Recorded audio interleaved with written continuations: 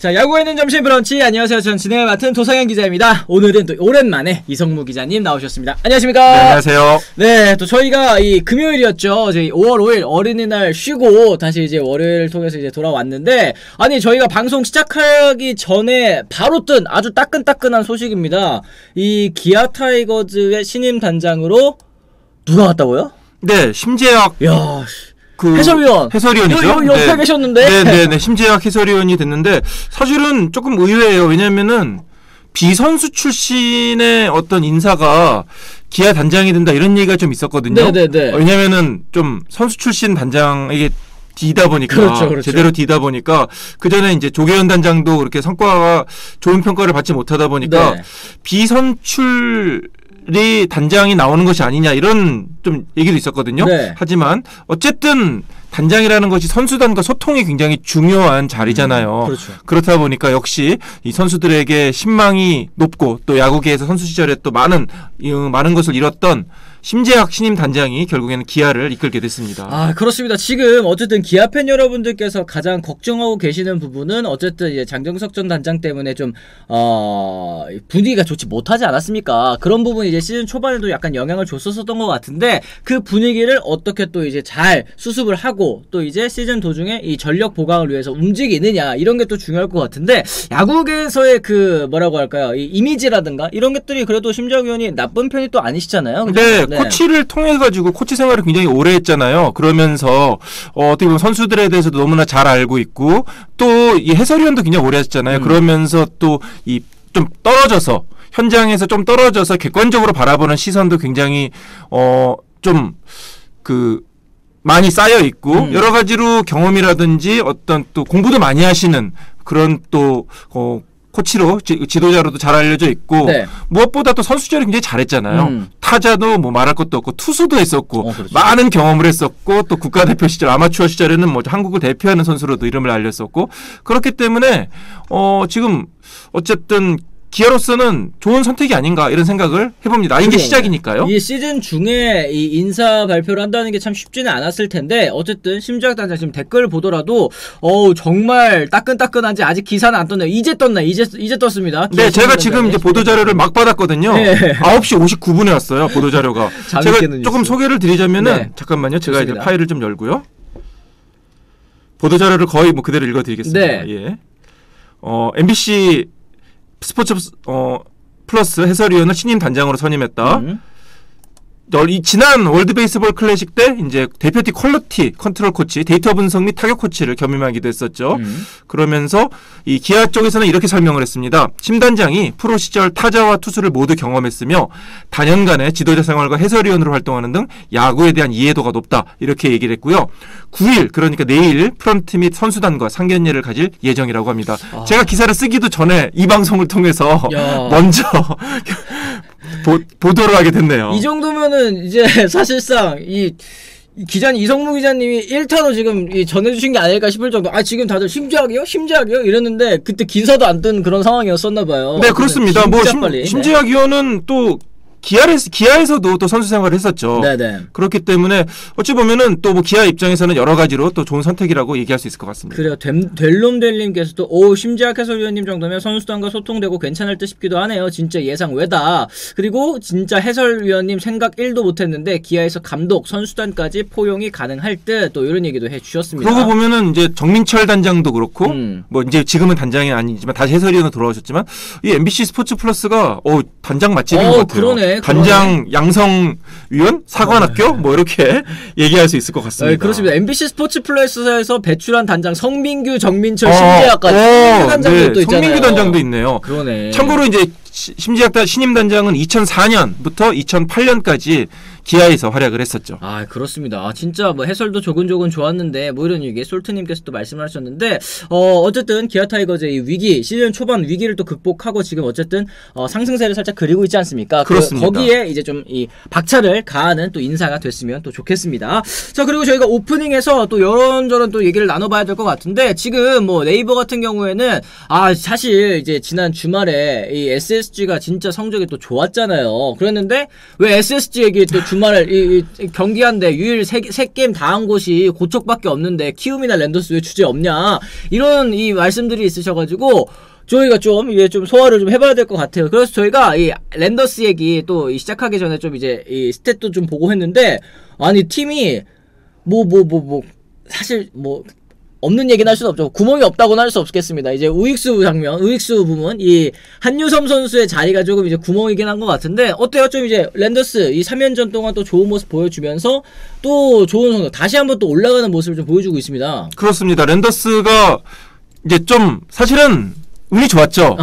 그러니까 비 때문에 거의 경기를 치르지를 못했었는데 랜더스만 경기를 치렀어요. 그러면서 승수를 많이 쌓을 수가 있었고요. 제가 이제 지난 주말에 부산에 갔다 왔거든요. 네네. 그런데 3연전을 다 취소됐어요. 한 경기도 못 봤어요. 롯데 선수들 굉장히 아쉬워합니다. 롯데 선수들이 지금 잘 나가는데 우리 잘 풀리고 있는데 빨리 한 경기라도 더 해야 되는데 비가 계속 오니까 오히려 저는 그런 분위기를 로이스터 때 보고 거의 좀 오랜만에 본 것 같거든요. 근데 어쨌든 롯데가 경기를 치르지 못하면서 승수를 쌓지 못했고 그 사이에 SSG가 연승을 거두면서 지금 이제 SSG가 선두로 올라섰죠. 어느 정도 이제 2게임 차까지 올라가게 됐는데 5연승입니다. 그러면서 굉장히 재밌는 모습을 보여주고 있고 사실 시즌 전에 SSG를 많은 분들이 우승 후보로 꼽기도 했었죠. 당연히 지난 시즌 우승팀이니까. 네. 하지만 그렇지 않게 예상하신 분들도 많아요. 왜냐? 외국인 선수가 싹 바뀌었잖아요. 그렇죠. 그러니까 지난 시즌 주축을 이뤘던 폰트. 네. 폰트라든지 또 타자들도 바뀌고 3명이 다 바뀌다 보니까 외국인 선수라는 부분이 팀에서 차지하는 비중이 크다 보니까 좀 지켜봐야 된다. 그랬는데 3명의 선수가 다 잘하고 있어요. 에레디아 같은 경우에는 사실은 지난 시즌에는 SSG가 외국인 타자 쪽은 조금 아쉬움이 있었잖아요. 그렇죠. 그런데 에레디아는 그 아쉬움을 싹 날리면서 시즌 초반에 가장 돋보이는 외국인 타자로서 활약을 보여주고 있고요. 또 메카티도 첫 경기는 조금 불안했습니다만은 이후에 안정된 모습을 보여주면서 어쨌든 또 새롭게 이제 확실하게 일선발 역할을 해주고 있고 김광현 선수가 조금 주춤하고 있는데 부상도 있고 그런데도 불구하고 결국 메카티가 잘 버텨주고 중심을 잡아주면서 현재 시즌 초반을 이끌어가고 있습니다. 그래요. 사실 외국인 선수 한 명이 지금 빠진 상태잖아요. 그래서 지금 로에니스죠. 엘리아스 로에니스가 새로 이제 가세를 했는데 시즌 초반에 이렇게 과감하게 외국인 투수를 바꿀 수 있었던 것도 메카티가 버텨주고 있었고 성적이 잘 나고 있었기 때문에 이렇게 또 새로운 모험 어떻게 보면 도전을 과감하게 선택을 할 수가 있었던 거죠.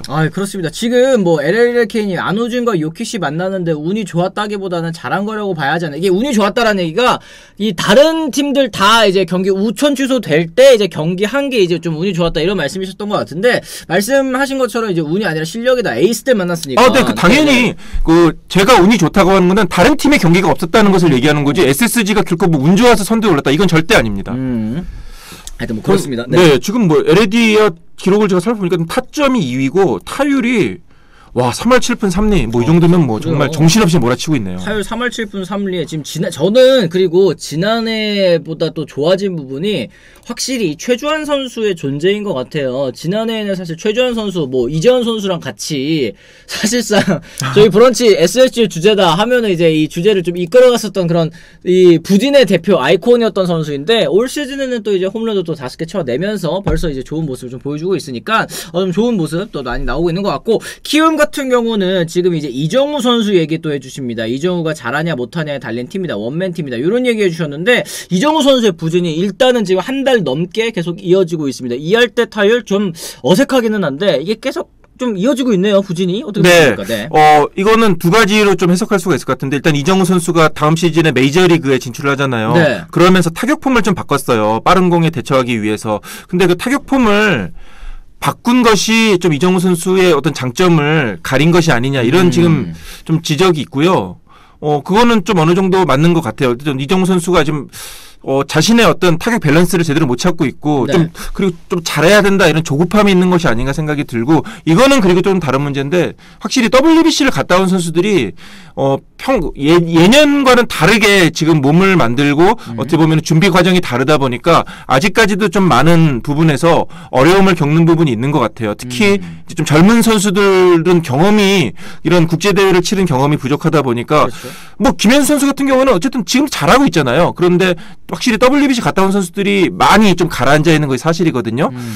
이정우 선수는 조금 시간이 근데 워낙 또 대단한 선수니까 전 5월 이후에는 뭐 여름 되면은 잘하지 않을까, 뭐 다시 원래 모습으로 돌아오지 않을까 이런 생각을 하고 있습니다. 아, 그래요. 지금 걱정하시는 게 이제 키움이랑 시즌 초반에 많이 만난 팀들은 그나마 다행이다 이렇게 생각을 하고 있는데, 여름부터 대체 얼마나 몰아치려고 지금 이렇게 못 치는지 걱정이다 이렇게 얘기하시는 9개 구단 팬분들도 계시거든요. 그러니까 모든 것은 다 어쨌든 레벨에 수렴하게 돼 있거든요. 평균에 수렴하게 돼 있어요. 그게 야구라는 종목이고 뭐 그렇기 때문에 시즌 초반에 부진하더라도 결국에는 어느 정도 레벨에 있고 이 수준에 올라와 있는 선수는 그걸 다 맞추게 돼 있어요. 그러니까 네네. 이게 어떤 작은 차일지는 몰라도 결국엔 이정우 선수는 당연히 올라올 거고 원래 하던 만큼의 어떤 레벨의 실력은 보여줄 겁니다. 그러니까 이정우 선수 사이클이 완전히 올라갔을 때 걸리는 팀들이 조금 그러니까요. 좀 불안할 수도 있겠죠. 그런 팀들은 좀 약간 아우 재수없다. 우리 팀이 재수가 없네. 이렇게 생각할 수도 있을 것 같은데, 어쨌든 WBC 대표팀 갔던 선수들은 진짜 훈련이랑 이동 스케줄이 너무 거지 같았던 반작용이 큰 것 같다. 뭐 저희가 많이 말씀드렸지만 미국 찍고 뭐 한국 고척돔 찍고 그 다음에 일본 찍고 거기서도 또 이제 신칸센 타고 이제 도쿄까지 가고 뭐 이랬었던 여러 이동 거리가 너무 좀 선수들 컨디션 관리에 어려움을 좀 줬을 수 있겠다. 네, 이동에 하느라고 너무 시간이 많이 걸렸고 그것도 그거지만은 일단 그 이동하느라고 훈련량 자체가 좀 부족했던 것 같아요. 그러니까 팀에서 소속 팀에서 좀 더 집중적으로 훈련을 하고 그래야 되는데 이동하느라고 또 경기하느라고 또 WBC 경기하는 기간 동안에는 훈련 자체를 많이 할 수가 없었잖아요. 그렇죠. 또 나오는 선수만 나올 수밖에 없는 거고, 그러니까 오히려 대표팀에 갔다 온 선수들이 실전 감각이 떨어져 있는 그런 아이러니한 상황이 연출이 되기 때문에 대표팀에 갔다 온 것이 좀 아무래도 선수들에게는 영향을 미칠 수밖에 없겠고, 가장 큰 영향을 미치는 주인공은 바로 이강철 감독이겠죠. 아, 그러게. 지금 뭐 저희가 KT 주제도 이따 다뤄보긴 하겠습니다만, 지금 KT가 387일 만에 최하위로 또 추락을 하게 됐습니다. 그러니까 KT가 지금 직격탄을 맞았어요. 뭐 강백호라든지 또 뭐 WBC 갔다 온 선수도, 뭐 중국 대표팀 갔다 온 주건 선수도 그렇고, 소영준 선수도 그렇고, 지금 대표팀 갔다 온 선수들 대부분이 지금 굉장히 안 좋아요. 그렇기 때문에 KT가 어떻게 보면은 무엇보다 이강철 감독 자신이 팀을 제대로 좀 잠깐이지만은 뭐 긴 시간은 아니었지만 어쨌든 떠나 있었기 때문에 그게 좀 직관적으로 영향을 미치는 것이 아닌가 이런 좀 아쉬움이 있고요. 이렇게 되면은 글쎄요, 과연 앞으로 현역 감독 가운데 누가 대표팀을 맡을 것인가. 예전에 김경문 감독도 두산 감독 시절에 베이징 올림픽 금메달을 했지만은 금메달을 이끌었지만 결국 소속팀에 와서는 좀 어려움을 겪었잖아요. 그쵸. 김희식 감독도 마찬가지였고. 그렇기 때문에 이러면은 글쎄요, 앞으로 현역 감독이 대표팀을 병행하는 것이 좀 쉽지는 않겠다 이런 생각이 듭니다. 아, 그래요. 결국에는 이 전임 감독제가 뭐 여러 가지 좀 비판점도 있고 뭐 그래가지고 지금 뭐 많이 말씀을 하시는 부분이 또 있는데 이게 없어졌잖아요. 네. 이게 제 마이크가 아니라 이게 죄송합니다. 기자님 목소리가 쩌렁쩌렁해가지고 아마 그런 게 아닌가 네, 생각이 듭니다. 네. 들을 때마다 오디오가 너무 불안합니다. 저희가 지금 볼륨을 살짝 좀 줄이기는 했는데 들으시는데 좀 영향이 있으시면 계속 피드백을 좀 주시기를 바라도록 하겠습니다.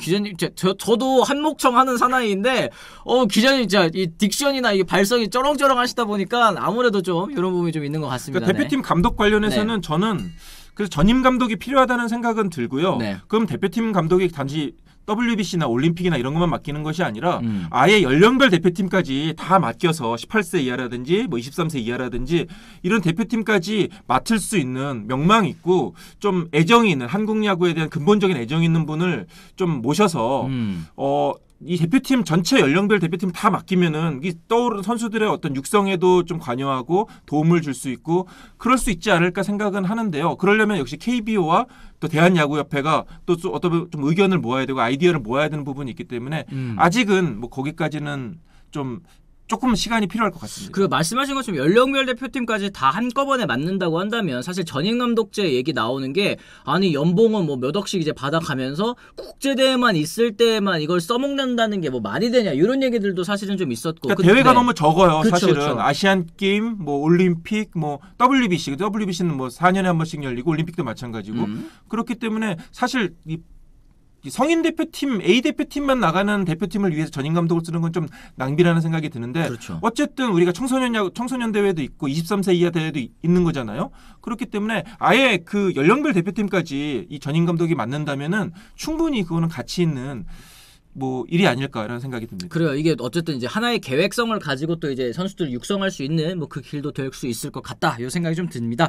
지금 뭐 KBO 리그 우치 너무 많다 이런 얘기들도 말씀 많이 해주고 계시는데 지금 뭐 사실 지난 주말에도 그랬고 시즌 초반이기는 합니다만 우천 취소된 경기들이 워낙 많다 보니까 이제 후반기 일정 어떡하냐 이런 의견들이 또 굉장히 많습니다. 어떻게 보세요? 네, 제가 지난 주말에 부산을 갔다 왔거든요. 네. 그 부산에 3경기가 다 온라인 예매가 거의 뭐 매진이 됐어요. 아, 그쵸. 그러니까 첫 경기 5월 5일 경기는 당연히 이미 매진이 됐었고 그 비가 많이 내리는 상황에서도 롯데 팬들이 거의 95% 이상 예매를 한 거예요. 나머지 이제 어떤 일부만 현장 판매용으로 좀 남겨놨다고 하더라고요. 그러니까 예매가 거의 뭐 3경기 다 매진이 되는 상황이었는데 그 네네. 3경기가 모두 취소가 됐어요.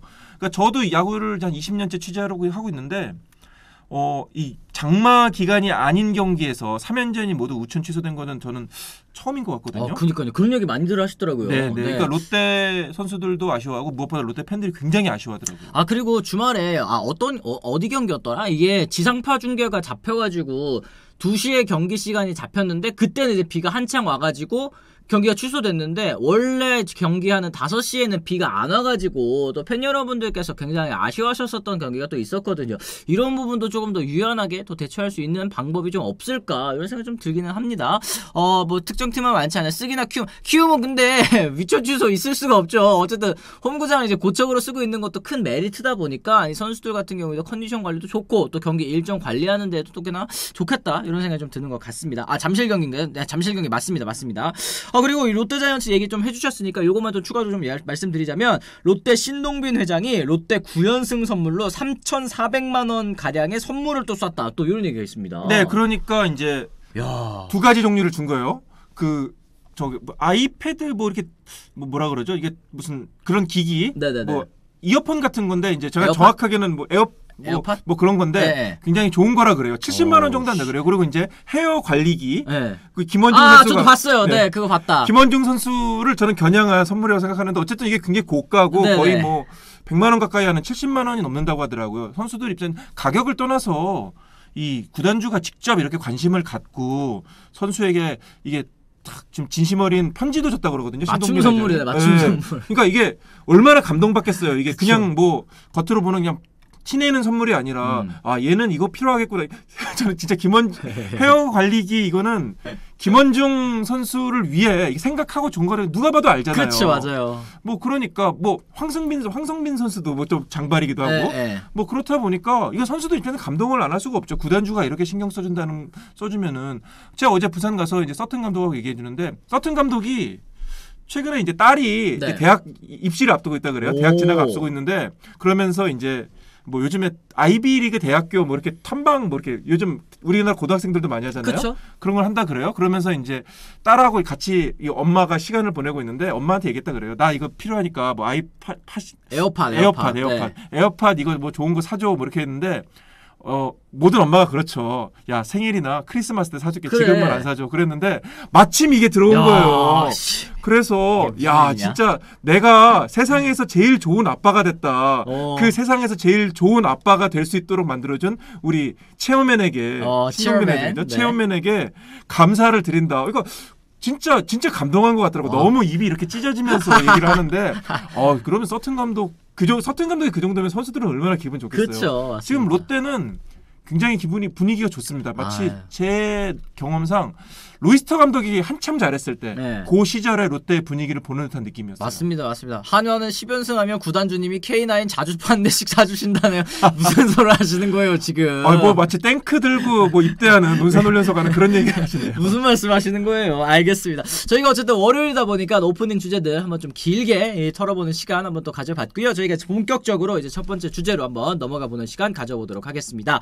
자, 지금 뭐 채팅창을 통해서도 이제 문동주 선수와 김서현 선수 동반 출격한 경기 얘기 좀 해주세요. 이런 의견들이 많이 있는데요. 어제 한화가 문동주와 김서현을 내세워 시즌 첫 3연승에 또 성공을 했습니다. 한화는 0대1로 끌려가던 3회 말 선두타자 이진영, 오선진의 연속 안타로 만들어진 무사 1-3루에서 유로결의 희생플라이와 노시환 선수 2타점 적시타로 3대1 역전에 또 성공을 했습니다. 그리고 여기에 또 이제 3연속 안타가 4회에 또 터지면서 2점을 더 올렸죠. 또 쐐기를 박았는데요. 여기에 이제 이 문동주 선수와 또 김서현 선수가 또 이 큰 보탬을 또 해줬습니다. 문동주 선수 구속은 트랙맨 기준으로 159.9km까지 나왔고요. 5이닝 동안 5K 1실점, 그리고 김서현 선수도 157.4km에 1이닝 2K 무실점. 이 두 선수가 가운데 선발과 가운데에서 또 이렇게 든든하게 던져주다 보니까 3연승이라는 또 결과가 이루어질 수 있었던 것 같습니다. 네. 어제 경기 이 한화의 시즌 첫 3연승 어떻게 보셨는지 궁금합니다. 네, 일단 한화 팬들이 가장 바라는 그림이죠. 좀 정이 없네요. 뭐 160km라고 해주면 되지. 159.9km. 그래. 반올림 합시다. 네. 그러니까 이 정도면 160이라고 얘기해도 될 것 같고요.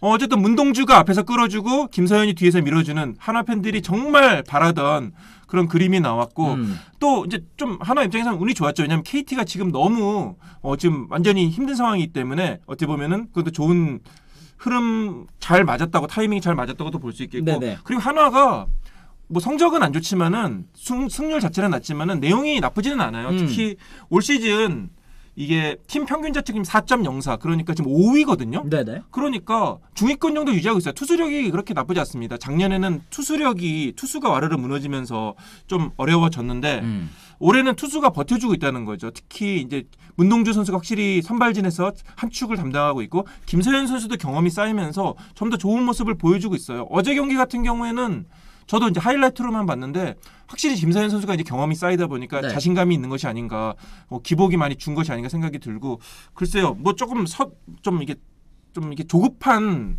팀이라든지 뭐 감독이라든지 이러면은 김서현 선수를 한 다음 달 정도부터는 마무리로 쓰지 않을까. 왜냐하면 하나가 마무리가 없잖아요. 그렇죠. 근데 이제 수베로 감독 같은 스타일은 또 조금 다르니까, 그리고 하나가 지금 윈나우 팀이 아니니까 좀 이제 김서현 선수를 보호하는 경향이 있지 않을까 이런 생각은 드는데.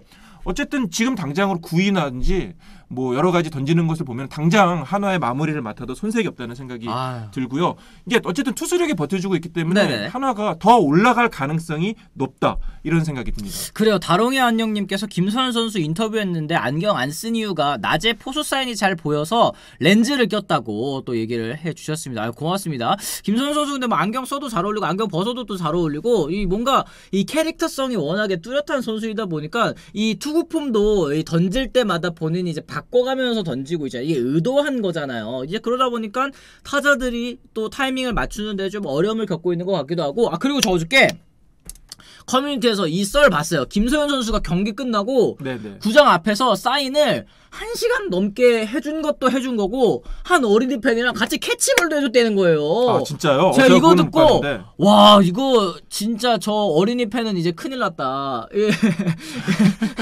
이제 평생 이제 야구에 빠져가지고 이제 벗어나지 못하는 이 아이가 되겠구나 이렇게 생각을 했는데 김서현 선수의 이런 팬 서비스 차원에서도 굉장히 좀 좋은 모습들이 많이 보여주고 있다. 확실히 사실 이제 스프링 캠프 때 뭐 여러 가지 SNS 사건도 있으면서 좀 삐딱하게 바라보시는 분들도 당연히 있을 거라고 저는 생각을 했었습니다. 그런데 본인이 이렇게 행동으로 뭔가 팬 서비스도 보여주고 또 달라지는 모습을 계속 이제 어필하고 있는 모습이 역시 젊은 선수이기 때문에 좀 달라질 수 있구나. 또 이제 생각이 그래도 굉장히 올바르게 또 클 수 있는 선수구나라는 생각을 좀 했는데 이런 부분도 참 한화이글스가 달라진 이 선수들이 또 이제 관심을 즐기고 있다라는 것도 좀 앞으로의 미래에 있어서 또 좀 좋게 볼 수 있는 그런 부분인 것 같아요. 네, 지난번에도 제가 말씀을 드렸던 것 같은데요. 김서현 선수가 어쨌든 스프링 캠프에서 그렇게 한번 호된 신고식을 한번 하지 했잖아요.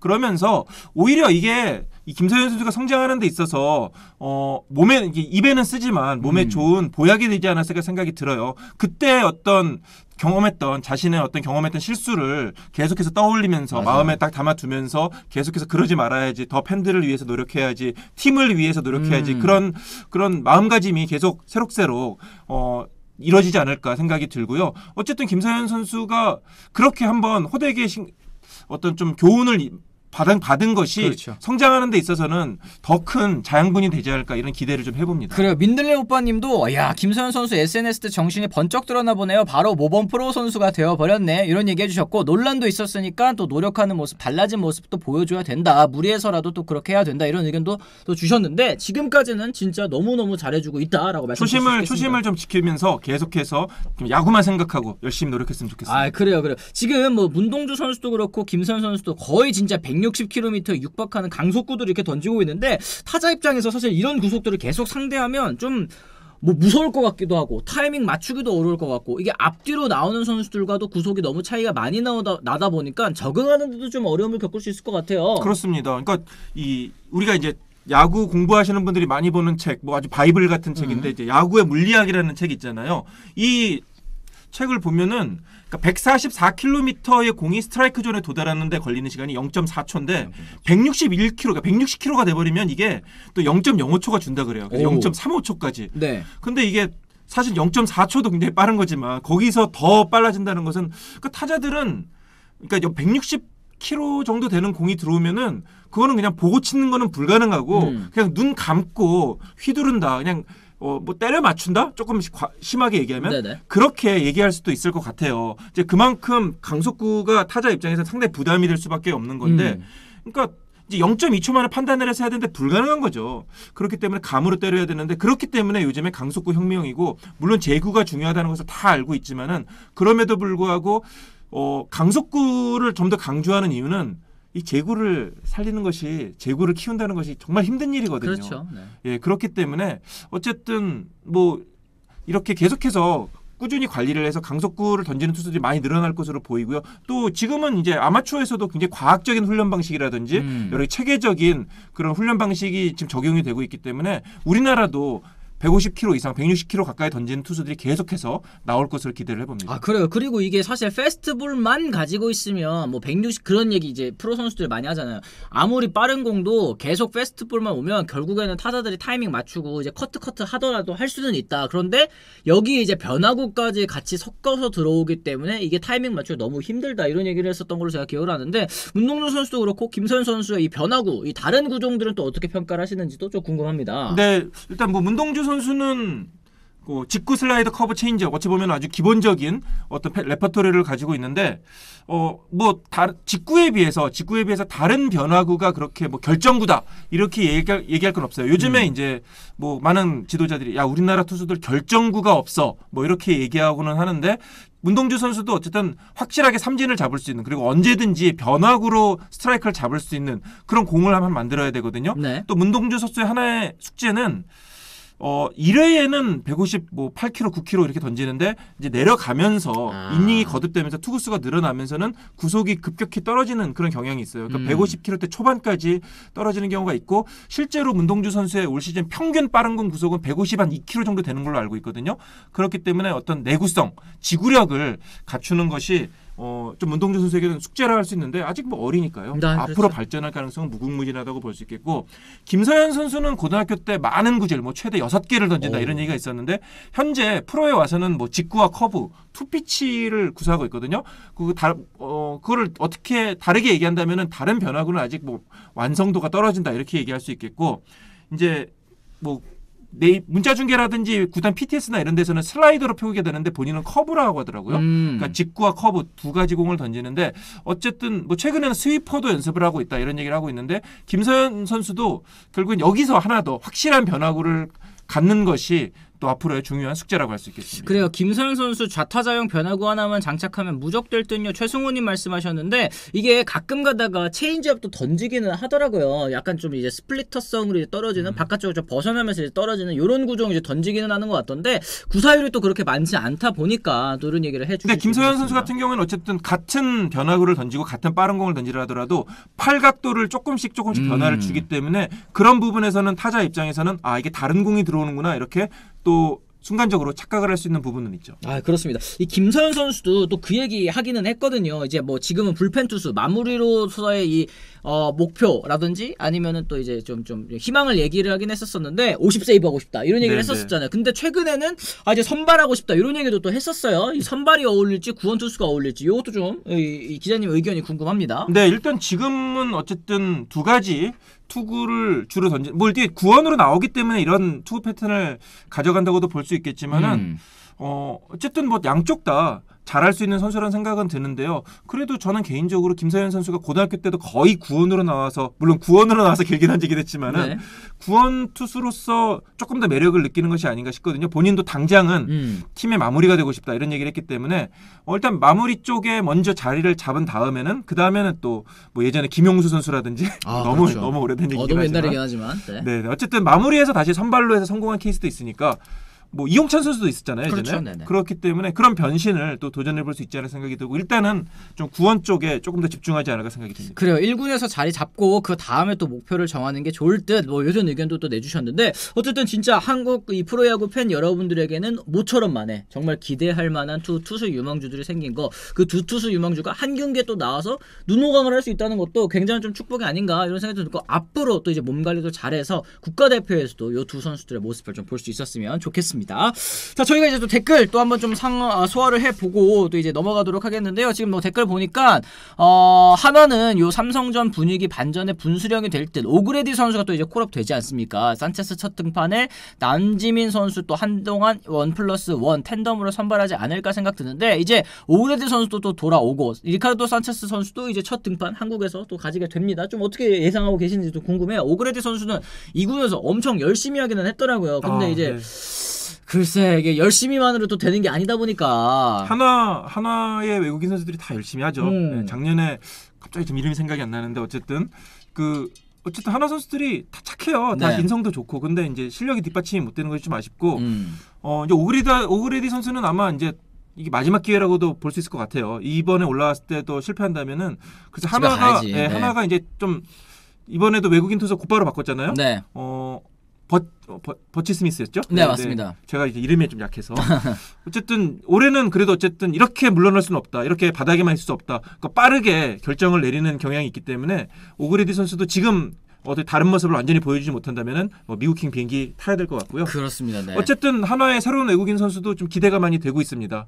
좀 저희 젊은 선수를 알고 있고 제가 좀 헷갈리는데 어쨌든 이제 하나로서는 맞아요, 외국인 선수가 좀 버텨줘야 돼요. 외국인 선수가 좀 두 선수가 10승 10승만 해줘도 이렇게 꼴찌 안 하거든요.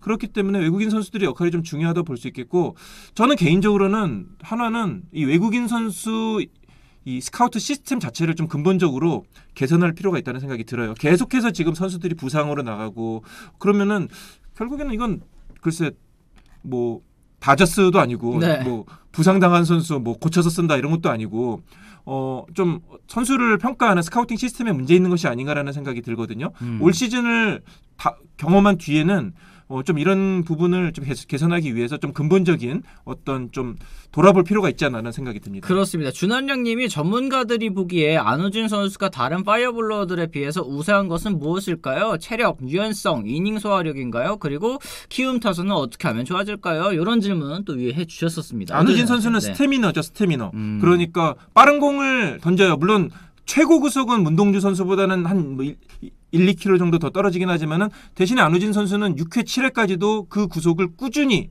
유지하는 그런 능력을 가지고 있고요. 그런 부분에서는 안우진 선수는 확실히 이제는 완성된 에이스라고 볼 수 있겠고 무엇보다 안우진 선수는 확실한 결정구를 가지고 있죠. 포크볼. 그러니까 언제든지 이 직구에 이어서 포크볼 던지면 타자들이 배트가 헛나갈 수밖에 없는 거예요. 그러니까 지금 얼마 전에 모 언론사에서 가장 확실한 결정구가 뭐냐라고 얘기했을 때 1위가 안우진 포크볼, 2위가 안우진 빠른 공이었거든요.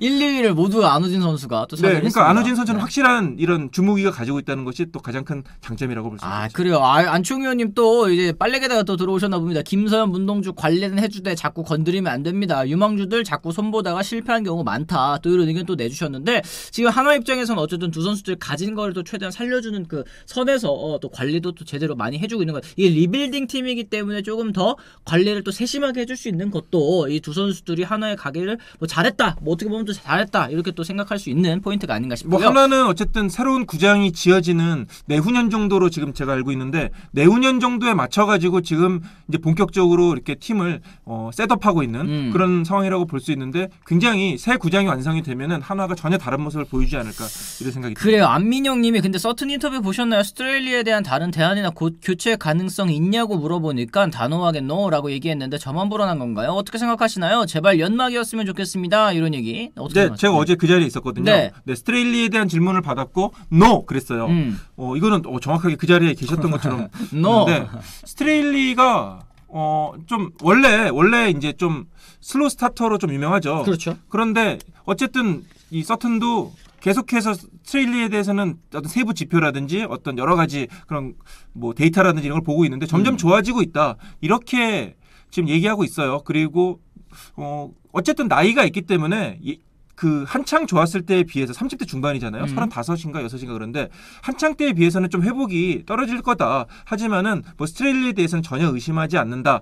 이렇게 얘기를 했고요. 뭐 실제로도 다른 뭐 투수 코치라든지 선수들도 뭐 스트레일리는 올라올 거다 이렇게 얘기했고 유강남 선수하고 좀 얘기를 했었는데 네. 뭐 공이 나쁘지 않다 이렇게 얘기를 하죠. 그러니까 스트레일리는 뭐 전혀 걱정하지 않는다 이렇게 얘기를 하고 있고 결국엔 살아날 거라고 생각을 하니까 또 계속 뭐 이렇게 좀 기다린다는 이 제스처를 좀 취하고 있는 것 네, 같아요. 반지가 조금 이제 아... 조금 이제 뭐 심각한 건 아닌데 반지가 조금 이제 좀 불안하다고 볼 수 있는 거는 네. 반지가 투구 폼을 이번에 바꿨다 그래요. 네네네. 그러니까 원래는 조금 내려서 던지는 스타일이었는데 이게 좀 뭐랄까 좀 올려서 글러브를 올려서 이렇게 투구 폼을 시작하는 거였는데 요 과정에서 투구 폼을 바꾸는 과정에서 구질이 좀 읽히는 것이 아니냐 이런 좀 지적이 있었거든요. 네. 그래가지고 최근에 다시 원래 포지션으로 돌아갔다 그래요. 팔을 좀 내리는 쪽으로.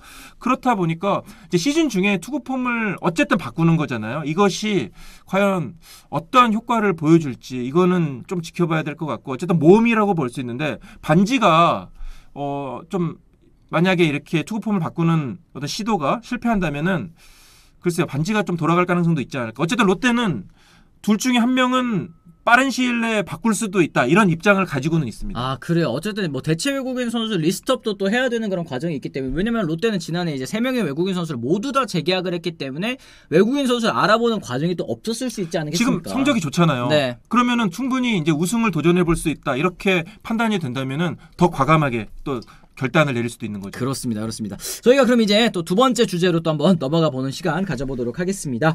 자, 박동원 선수 얘기 저희가 좀 해보도록 하겠는데요. 이 박동원 선수 지금 뭐 제목에 나오고 있죠. 투 스트라이크에 강한 남자다 이런 얘기 또 해드렸고 시즌 7홈런 이 부분 단독 선두에 지금 홈런 선두에 올라있는 박동원 선수입니다.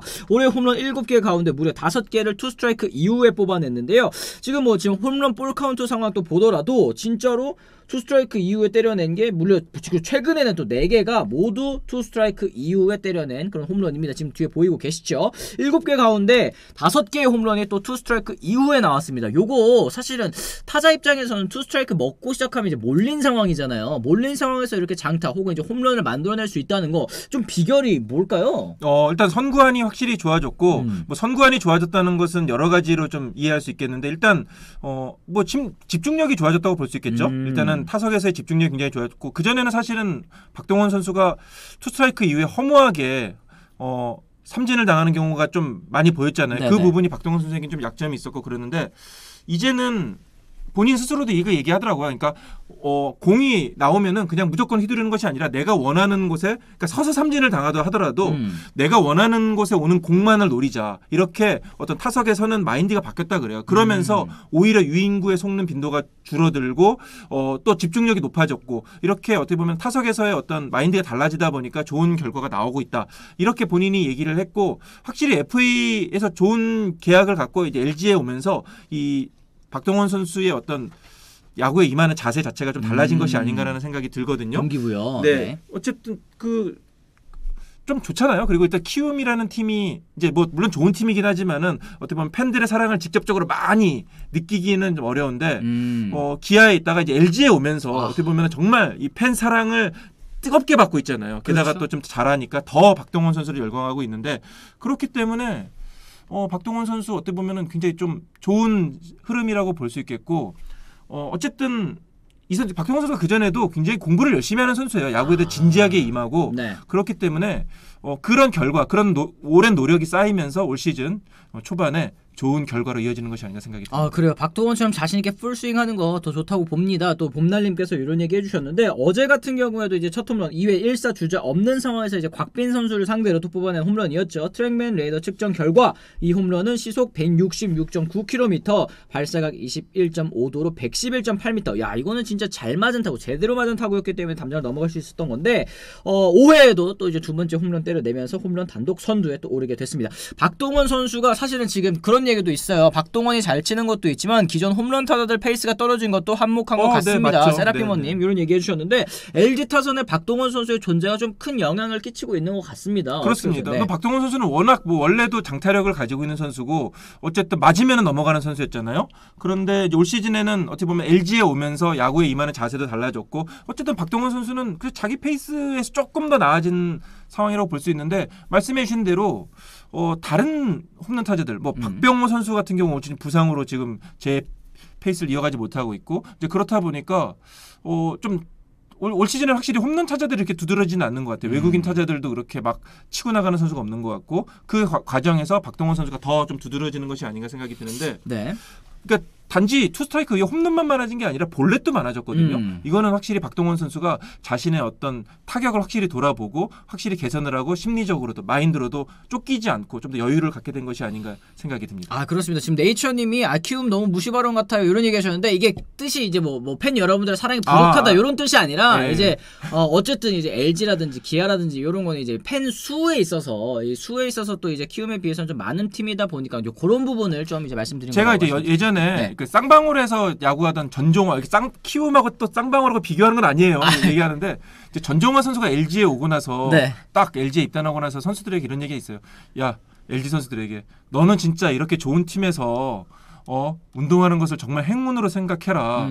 진짜 LG 같은 이런 환경에서 운동하고 싶어서 뭐 기회를 원하고 있지만은 그러지 못한 선수 너무 많다. 진짜 행복한 줄 알고 열심히 운동해라. 이렇게 어떻게 보면 일침을 날린 적이 있거든요. 네. 물론 뭐 키움이 나쁘다, 기아가 나쁘다 이런 거는 아닙니다만은 어쨌든 LG가 모두 여러 선수들 입장에서 서울팀이기도 하고 굉장히 좀 동기부여가 되는 것 같다는 생각은 들어요. 아 그렇습니다. 뭐 박동원 선수도 LG 와서 또 행복하다고 또 이런 인터뷰를 했다고 하니까 지금 뭐 팀도 그렇고 선수 본인도 그렇고 좀 이제 서로의 존재가 좀 시너지 효과를 잘 만들고 있는 것 같습니다. 일단은 지금 뭐 이제 이런 질문도 조금 있어요. 이제 어쨌든 이 전임 안방 마님이었던 유강남 선수가 이제 롯데로 떠나지 않았습니까? 네네. 그 자리를 이제 박동원 선수가 메워준 것으로 보이는데 이 두 선수를 또 어쨌든 비교하지 않을 수가 없는 것 같습니다. 이 두 선수를 또 평가하자면 어떻게 좀 평가하시는지. 그러니까 그 전에는 이제 박동원, 유강남 어떻게 보면 좀 비교가 많이 됐죠. 네. 뭐 그 전까지는 일단은 타격 정확도는 유강남 선수가 조금 낮고 물론 그렇죠. 장타력이 있지만 박동원 선수는 어떻게 보면은 뭐 아니면 도 스타일이다 이런 이제 이미지가 갑니다. 제가 이제 이미지를 있는. 얘기하는 네. 겁니다. 그리고 이제 두 선수 모두 포수로서 장타력을 가지고 있고 유강남은 프레이밍이 좋은 선수죠. 프레이밍이 좋고 대신 도루 저주율이 조금 떨어지고 반면에 이제 박동원은 조금 수비가 거칠지만은 어깨가 좋은 포수 뭐 이런 이미지가 있었는데 지금은 자신들의 약점을 다 좀 메운 것 같아요. 물론 뭐 유강남 선수 올 시즌도 뭐 이렇게 도루 저주율이 좋은 편은 아닙니다만은 유강남 선수는 확실히 좀 투수들에게 안정감을 주는 그런 장점이 있는 것 같아요. 이번에 저도 롯데 취재를 하면서 여러 뭐 좀 젊은 투수들에게 얘기했는데 이게 프레이밍 해가지고 볼을 스트라이크로 딱 잡아주는 게 네. 투수들의 어떤 심리에 되게 큰 긍정적인 영향을 한다고 하더라고요. 그러겠죠. 이제 볼 하나가 될 거를 이제 스트라이크로 이제 바꿔주는 거니까 얼마나 고맙겠어요. 그렇습니다. 그러니까 이게 스트라이크가 될 수 있는 공을 봉으로 잡아준 볼이 되면은 포수 미트질을 잘못해가지고 볼이 되면은 덧밥한 나잖아요. 그렇습니다. 그러면 투수가 굉장히 스트레스를 받는 거죠. 그러면은 더 가운데 던져야 되고 그런데 확실히 포수에 대한 믿음이 확 생기는 거예요. 그러니까 네. 올 시즌 롯데가 이 투수들이 좋은 활약을 펼치고 있는 것이 특히 젊은 투수들이 좋은 활약을 펼치고 있는 것이 이 유강남 효과가 분명히 있어요. 유강남 선수가 확실히 이 안정감 그 전에 포수에 비해서 확실히 안정감 있게 홈플레이트를 지켜주다 보니까 확실히 롯데 선수들에게는 굉장히 큰 도움이 되고 있다는 생각이 들고 일부 팬들은 뭐 올해 타율이 너무 안 좋은 거 아니냐 타격이 너무 안 좋은 건 아니냐 타율 2할 3푼에 지금 OPS가 610인데 네. 좀 타격이 아깝지 않냐 80억인데 그렇죠. 그렇게 얘기하시는 분들도 있는데 저는 이 유강남이 수비에서 차지하는 그 존재감만으로도 저는 지금까지는 그 돈값을 하고 있다는 생각이 들고요. 그래요, 네. 박동원 선수도 사실은 좀 거칠었죠. 수비나 공격 모두 좀 투박하고 거칠다는 이미지가 있었는데 LG에 오면서 본인 스스로가 좀 많이 그런 부족한 부분을 보완했다는 생각이 들거든요. 디테일을 좀 강화했다. 네.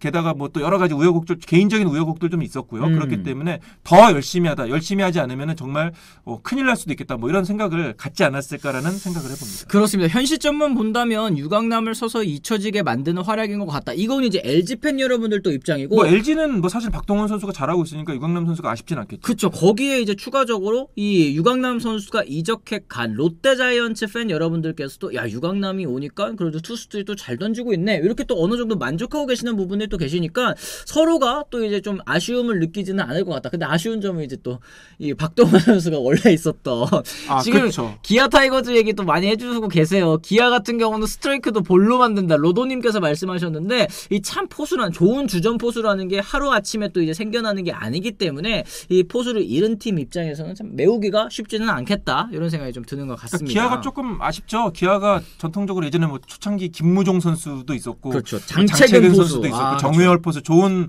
포수들이 계속 나왔었는데 최근에는 좀 포수 때문에 좀 고생을 많이 하고 있었는데 박동원 선수를 좀 이 주전 포수로 안 칠 수 있는 기회가 있었습니다만은 뭐 좀 불미스러운 일이 있었기 때문에 좀 아쉬운 부분이 있을 것 같습니다. 아 그래요. 어쨌든 이게 롯데자이언츠 같은 경우에도 계속 포수 키워보겠다 하다가 결국은 에이 안 되네 이러고서 FA로 영입을 하지 않았습니까? 그만큼 포수가 참 어렵고 이 키우기 어려운 그런 포지션인데 앞으로는 또 어떤 선수가 또 그리고 저희가 뭐 이 안충 의원님 계실 때도 그렇고 또 이제 안경현 의원님 계실 때도 그렇고 지금 젊은 포수들이 워낙에 리그 전체적으로 많이 지금 주전 기회를 얻고 성장을 하고 있는 과정이기 때문에 다음 이 뭐 유강남, 박동원, 양의지, 뭐 박세혁 요런 선수들의 또 강민호 선수도 역시 마찬가지고 그 선수들의 뒤를 이어서 어떤 선수들이 또 성장해 나가는 모습을 또 보여줄지 요것도 좀 기대를 해봐야 될 것 같습니다.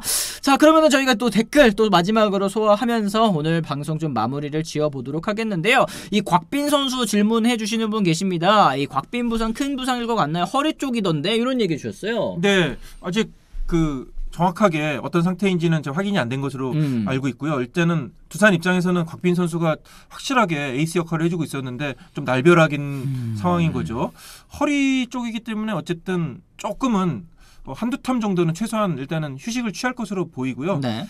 큰 부상이 아니길 봐야 되는데 아마 오늘쯤 이제 MRI 찍어보고 정확한 상황을 좀 확인해 볼 것으로 보입니다. 아 그렇습니다. 어쨌든 말씀하신 것처럼 이 곽빈 선수도 WBC 또 출전했었던 선수 네 아닙니까? 맞아요. 그러니까 좀 이게 WBC가 이게 원래 그러면 안 되는데 확실히 WBC 갔다 온 이게 준비 과정 자체가 이게 원활하지를 못하다 보니까 선수들이 좀 몸에 무리가 많이 오는 것은 좀 분명한 것 같아요. 그래요. 재민님께서 기아 올 시즌 중에 포스트 트레이드 가능성 있어 보이시나요? 하셨는데 사실 지금 이제 심지학 단장이 들어왔으니까 이제부터는 좀 논의를 그렇죠. 시작할 수 있는 그런 타이밍 아닐까요? 네, 이제부터는 이제 본격적으로 좀 준비를 할 수 있겠죠. 어쨌든 기아도 괜찮아요. 나쁘지 않고 이제 시즌 초반에는 조금 이제 연패도 당하고 어려움이 있었지만은 최근에 다시 살아나고 있고 그러거든요. 부상 선수가 하나둘씩 돌아오고 있고 그렇기 때문에 조금 이제 지켜봐야 될 것 같고요. 어쨌든 뭐 주효상 선수도 굉장히 잘하고 있고 잘한다기보다는 잘할 것으로 기대가 되고 있고. 주효상 선수도 또 트레이드 대가를 또 꽤나 많이 주고 데려온 선수이기 그렇습니다. 때문에. 저는 일단 주효상 선수라든지 기존 포수로서 일단 좀 가면서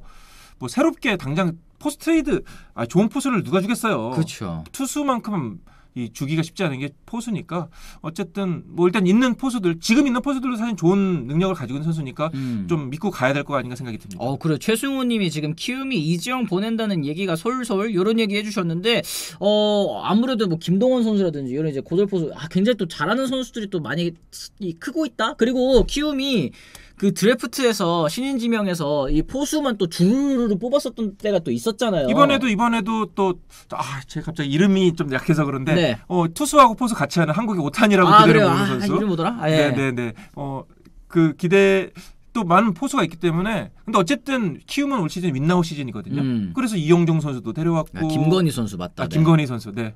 그 유명한 이름을 제가 네. 어쨌든 이영종 선수 데려왔고 이원석 선수도 트레이드 해오지 않았습니까? 네네. 그러니까 어쨌든 윈나우 시즌이기 때문에 당장 이지영 선수를 보내진 않을 거예요. 다만 이제 시즌 후반에 중반 이후에 키움이 완전히 좀 망가졌다. 뭐 그런 건 굉장히 최악의 상황이긴 합니다만 그렇다면은 이제 리빌딩 모드로 가겠죠. 키움은 어쨌든 그런 결정 프로세스가 굉장히 빠른 팀이니까. 그러면은 뭐 당연히 그런 가능성이 있겠지만 당장은 뭐 이지영 선수를 줄 이유가 키움은 하나도 없죠. 우승을 노리는 팀인데요. 네네. 키움이 이지영 트레이드하면 또 안 될 것 같습니다. 또 이런 얘기도 해주셨어요. 김동원 비롯한 젊은 포수 가지고 버티는 게 가능할까? 이런 데에 있어서 확실히 포수의 존재감이 그리고 특히 이제 베테랑 포수 경험 많은 포수의 또 이 존재감이 얼마만큼 큰지를 또 채팅창을 통해서도 또 알 수 있는 것 같습니다. 어쨌든 지금 뭐 저희가 오늘 이런저런 또 얘기를 또 나눠봤는데요. 이 WBC에 대한 얘기도 좀 많습니다. WBC 이강철 감독님 꼴찌팀 책임지실까요? 리에밀리님께서 말씀하셨는데 이강철 감독이 부임하고 나서 이 KT가 이렇게 안 좋은 성적을 거둔 게 또 처음이다 보니까 좀 이제 책임론이 불거질 수밖에는 좀 없는 것 같습니다. 어떻게 생각하세요? 근데 이강철 감독에게 책임을 묻는 것은 너무 잔인한다는 생각이 들고요. 이거는 만약에 그렇게 되면은 글쎄 이강철 감독이 너무 좀 억울하지 않을까 생각은 들어요. 이거는 어쨌든 그 우리나라를 위해 가지고 그때 이강철 감독이 어느 정도는 뭐 희생을 한 부분이 있잖아요. 그쵸. 그런데 팀 성적이 안 좋으니까 뭐 물러나야 된다? 이거는 좀 아닌 것 같고 그리고 KT가 어쨌든 지금 부상 선수가 워낙 많기 때문에 네. 이거 뭐 지금 어쩔 수 없는 부분이 있고 이제 부상 선수들이 돌아오고 작년에도 좀 그랬죠. 작년에도 시즌 초반에는 좀 많이 어려움을 겪었지만은 결국에는 후반에 반등을 하면서 가을 야구에 나가지 않았습니까? 그렇기 때문에 뭐 이강철 감독 좀 지켜봐야 될 것 같아요. KT는 어쨌든 기본적으로 강팀이고 실질적으로 3강 또는 2강 안에 이름을 올리기도 했었잖아요. LG하고 KT하고 올 시즌 우승할 거다. 미디어데이에서도 많은 감독들이 그걸 얘기했었기 때문에 좀 지켜봐야 할 것 같습니다. 일단 기본적으로 워낙 탄탄한 전력을 가지고 있기 때문에. 그래요. 네. 맥콜러버님 삼성 얘기도 좀 했으면 좋겠어요. 심재학, 박진만, 이병규 친분 관계에 있는데 포수 트레이드 썰은 이쪽이 더 높은 거 아닙니까? 6월 12일 되면 또 김도환 선수도 온다. 그러니까 사실 기아랑 삼성의 이 포수 트레이드 얘기는 지난 오프 시즌 이 스토브리그 때부터 계속 쭉 나왔었던 얘기이기 때문에 논의가 새로 이제 신임 단장 들어온 다음에 다시 재개될 가능성도 좀 있어 보이긴 하거든요. 뭐 그렇기는 하겠지만은 어쨌든 시즌 초반에 좀 모험을 걸지는 않을 것 같아요. 특히 포수를 바꾼다는 것은 특히 뭐 직지 전력간 포수는 어쨌든 뭐 주전 선수 1번 아니면 2번 포수가 될 가능성이 큰데 네. 뭐 당장 시즌 초반에 이렇게 한다는 건 좀 위험 부담이 있을 것으로 보이고요. 그쵸. 이제 시즌 중반 이후에 팀이 어떻게 보면은 운명이 가려지거나 어느 정도는 이제 방향이 가려지게 되면은 그때는 좀 얘기가 되겠죠. 아마 최소한 7월 이후 8월 뭐 좀 그때 여름은 또 지나봐야. 네, 그러니까 다음 시즌을 준비한 팀이 분명히 이제 확실하게 나오게 되면은 그때 는 뭔가 좀 얘기가 나오지 않을까 싶습니다. 그렇습니다. 어쨌든 진짜 많은 분들께서 또 질문해 주신 거 또 많이 저희가 좀 소화를 해 본 것 같습니다. 지금 그래도 저희 방송 끝날 때 되니까 1000분 또 넘게 시청을 하고 계시는데요. 저희 좋아요 수가 149개입니다. 149개. 지금 150개 됐는데 나가시기 전에 혹시 이제 좋아요 안 눌러주신 분들 계시면 저희 좋아요 한 번씩 좀 부탁을 드리도록 하겠습니다. 저는 키움과 KT 상위권 예상했는데 지금 이렇네요. 여기 KT 같은 경우는 진짜 부상자가 역시 모든 야구팀들이 마찬가지지만 부상 없는 게 가장 시즌을 치르는데 또 중요한 부분인 것 같다. 이런 생각을 좀 드릴 수 있을 것 같습니다. 자, 그러면은 저희가 오늘 지금 이 월요일인데 월요일 방송부터 벌써 이제 1000분 넘게 또 시청해 주셨다는 점에 대해서 일단 뭐 감사의 말씀 좀 전해드리고요. 뭐 이슈들이 또 굉장히 많습니다. 지금 뭐 지난주에 우천 주스 때문에 많은 경기들이 취소됐다고는 또 생각할 수 없을 정도로 많은 질문들이 또 오고 갔는데 또 이성문 기자님과 함께 또 여러 가지 궁금증 저희가 또 해결해 드렸다라는 이게 생각이 좀 드는 것 같습니다. 자, 그러면 저희는 또 내일 오전 10시에 다시 돌아오겠다는 말씀 또 전해드리면서요. 오늘 저희가 또 준비한 얘기는 또 여기까지입니다. 저희는 그럼 내일 오전 10시에 다시 돌아오도록 하겠습니다. 지금까지 시청해주신 분들 모두 감사합니다. 고맙습니다.